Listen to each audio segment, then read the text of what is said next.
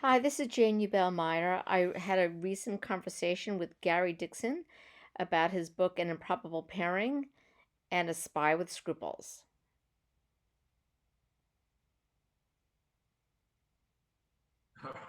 Alrighty. Recording.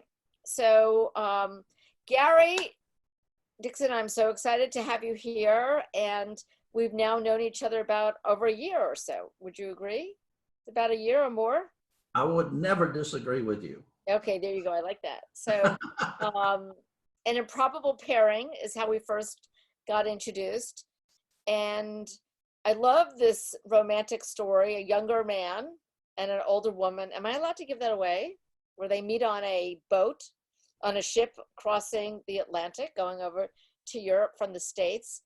And this younger man, Scott, meets a countess, and it's a very nice, very subtle, very lovely romance builds, and I just really love it.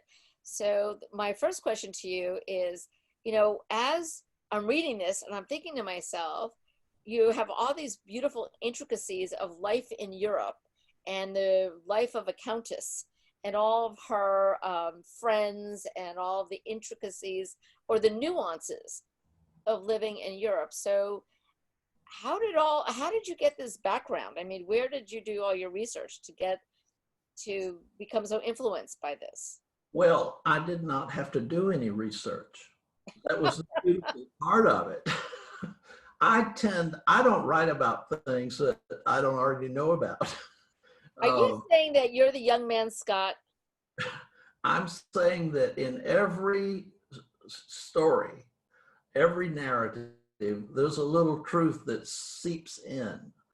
I wrote a short story as a result of being at the UCLA Writers Extension. And I was writing these short stories, and some of them were somewhat autobiographical. And the professor said, "You really need to read and so I didn't want to write a novel about myself, but what I did is I took a kind of an amalgamation of various experiences that I had and people that I knew, and I made up new characters based on this amalgam that I created.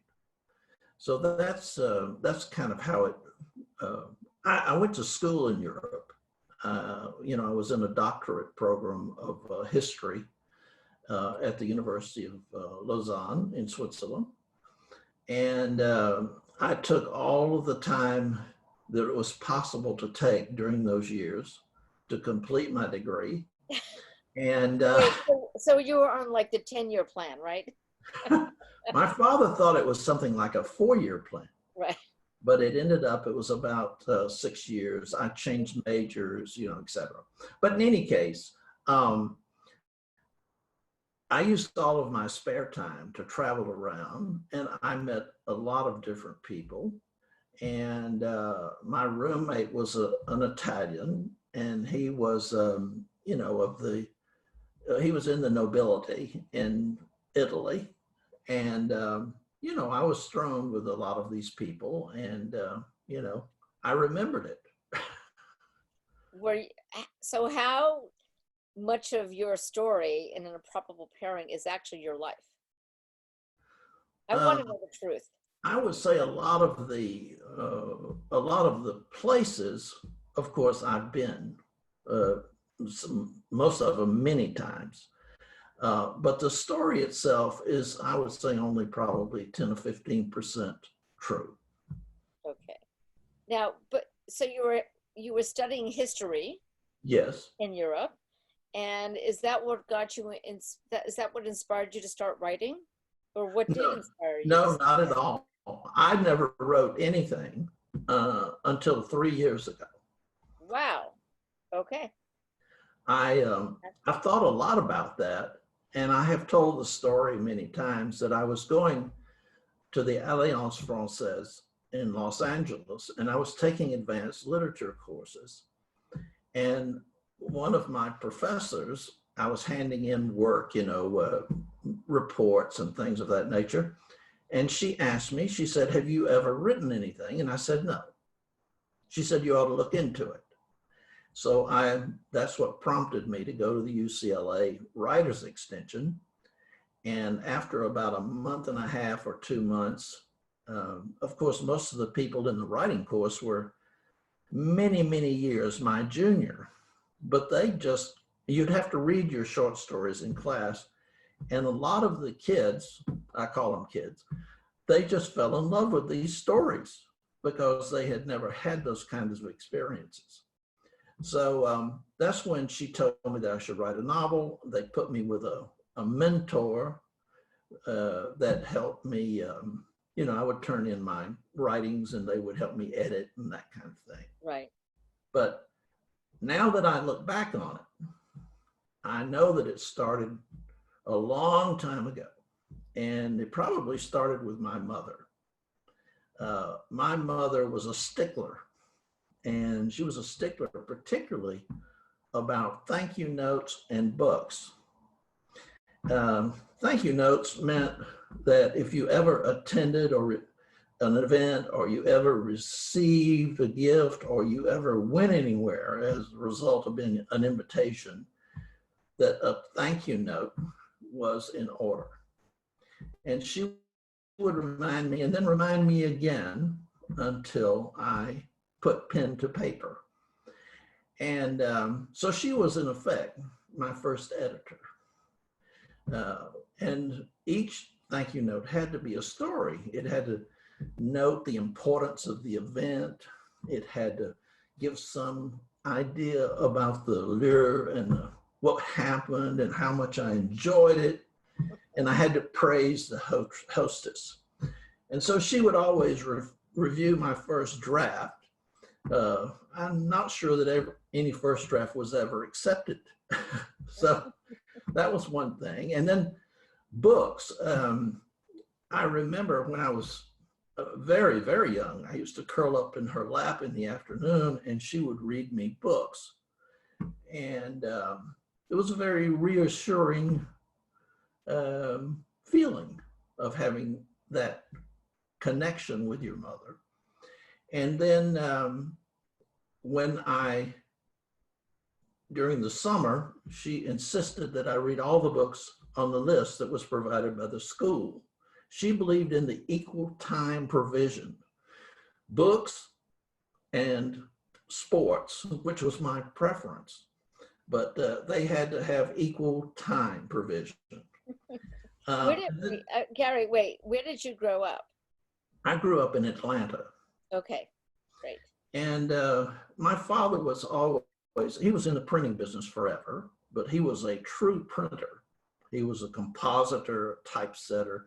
Right. He knew all the fonts, he knew all the history. My father loved 3-piece handmade suits. He loved Cadillacs, he loved wine, and he loved Broadway shows. And so each summer we would go to New York and we would see all the Broadway shows. So I started at 8 looking at, things like My Fair Lady and The King and I and all of that. So the feeling of a collection of experiences, a wide range of experiences, goes way back. It's interesting that your father was in the printing business and now you're an author. So it's absolutely connected. I mean, that must have had quite an impact on you. Well, it did. And I watched other creative people, which I so admire, because my first wife was Florentine, and I met her in Switzerland. She was an artist. As a matter of fact, her whole family were artists. There were Dante professors at the University of Florence. There were art restorers in her family that were on loan to the Metropolitan in New York. And they had the whole family had a very deep respect for Artigiani of Florence. And so we went on many, many jaunts looking for the special and unique in Tuscany. And I brought that back to my father's company, and I changed the course of the company. And we became known as a very, very specialized company that would do almost handmade uh, promotional materials for the what I call the luxury brands, the people Right. that are in the jewelry business, the hospitality business, the scents and perfume, and of course the fashion people. You know, because I'll say something, luxury invitations and printed material for those special occasions, that's a very lucrative and interesting creative business. It It really is. is. It is. And It really is. we did some very large events. We did them literally all over the world. And Wow. so this furthered my travel. I was a habitual traveler anyway, but as a result of that, it afforded me the opportunity to always combine business and pleasure. And in what I would call kind of the design capital, San Francisco, New York, Los Angeles, Paris, Milan. Gary, are you retired from your printing world? Yes, my chief competitor in life from New York called me one day and said, Gary, have you ever thought about selling your company? And I said, yeah, every morning. And by lunch, it's cheap. So we struck a deal, and Right. I was able to walk out. And my wife and I moved to Los Angeles Right. because we wanted the nice weather. I'm with you. And so shortly after I arrived, I went down to the Alliance Francaise because I'm always a curious and kind of busy person. And so anyway, it's been a real, well, it's been a blessing that I have been able to discover that I love to write. This is Jane Ubell-Meyer, and I so enjoyed talking to Gary Dixon. Thank you. And I can't wait to dig into A Spy with Scruples, your next book.